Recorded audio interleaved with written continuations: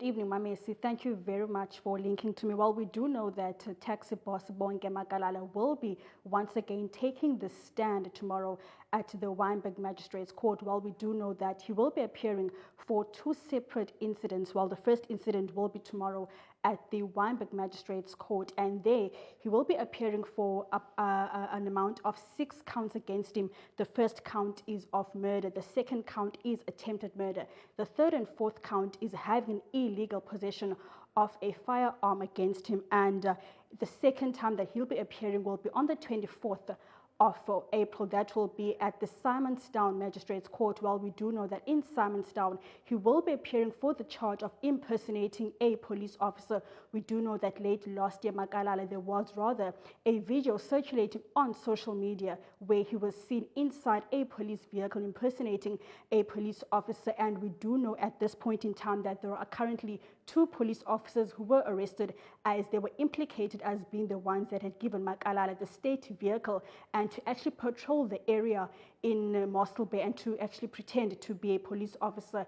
And what has been brought to our attention regarding this court case is that there is a police officer who is due to be testifying against Bonke Makalala, who was rather killed in Simonstown about 2 weeks ago.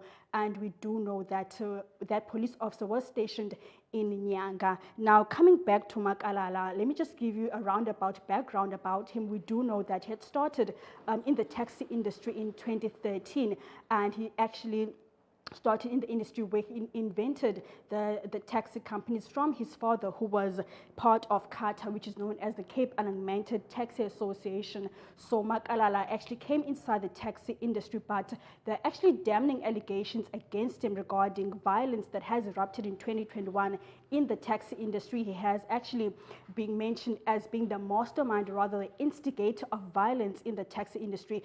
But regarding Makalala's defense team, they had laid his cards bare last time he appeared in court, stating that their client is not a harmful individual, or rather he is not someone that is part of a gang, and that all allegations against him should be withdrawn, and that the South African Police Services and the Hawks need to do a thorough investigation regarding Makalala.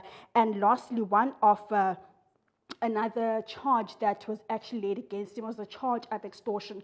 We do know that as part of CATA, he has taxis that are currently residing in Gugulethu, which are at the Iona tax rank. We do know that we heard rather the last time in his court proceedings that he is currently labeled as the mastermind behind the killing of CATA chairperson, who was a chairperson at the CATA tax rank.